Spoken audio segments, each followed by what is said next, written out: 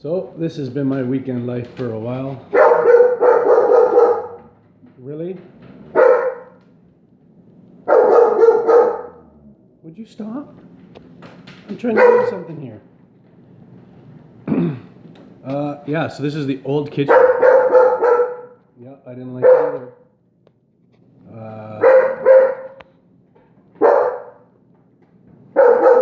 There's no one here. Here, look. Nobody. All right, come on.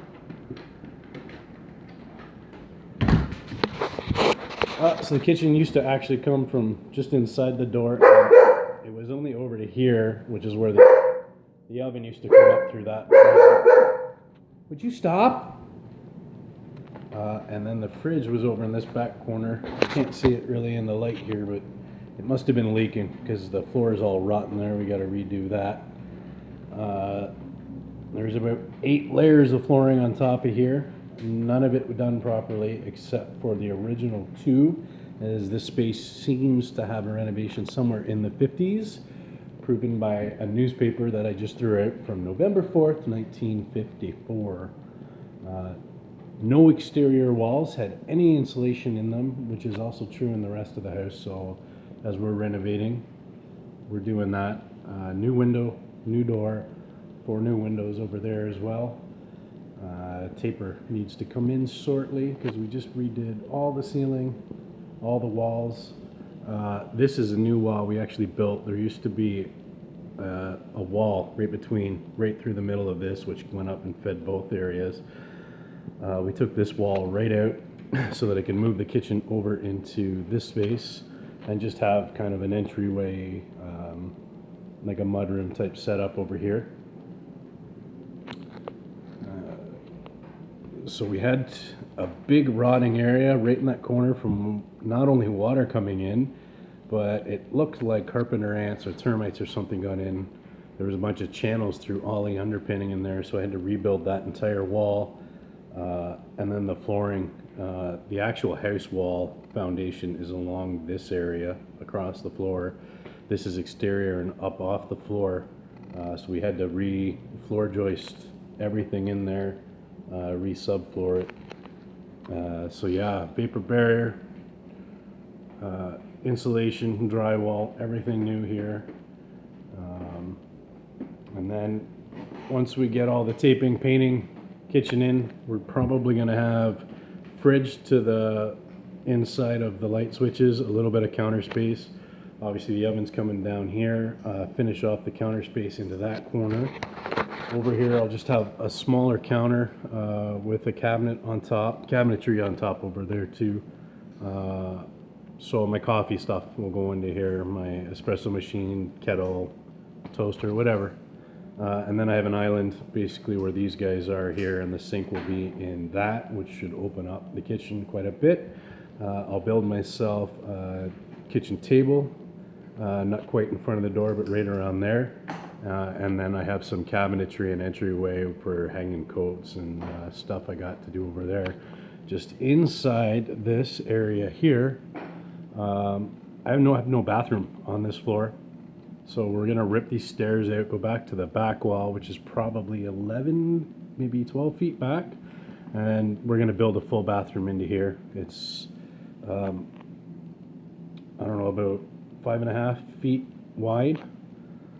So yeah, we'll take all this out, shower, full shower, sink, toilet, go into here. My upstairs is a 2-bedroom apartment, so I can seal this off. That's where I currently kind of live because it's ready to go. You have to excuse all my tools here. That family room all needs to be done. New windows are going to start shortly. We got to get all my tools and other stuff out of there. And then we'll rebuild that room because it's still all on plaster. We won't have much to do in here. I'm not sure if we're going to rebuild that window. It's pretty chunky, and since the windows are small, it hasn't taken the beating the other ones has. It's kind of cool. I kind of like it, just whether it's drafty or not. But yeah, all this exterior wall too will also need insulation and vapor barriers. At the very least, we'll drywall in here. The ceiling's taking a hit over some time too, so I don't know if we can just repair this or not. But yeah, this is everything I've been up to. Even the stairs are starting to go anyway. I had to rebuild a couple of them and underpin them. Yeah, this is a 100-year-old house when I bought it that needed everything. Put a ceiling in it. It had no heating. We put a furnace in it. Obviously, all these are new electrical. We haven't wired them in yet. A few of them are live because we needed. Obviously, that one's taped off because it's connected into another circuit, as well as that one, which we, now that the drywall's in, I can actually put an outlet on that. So yeah, and of course nothing in here is straight, which is why the lines are there. The lines are the studs behind. I'm not sure how much off I can show you, but you can see how thin the top is and where that line comes down behind that box currently holding my Wi-Fi stuff.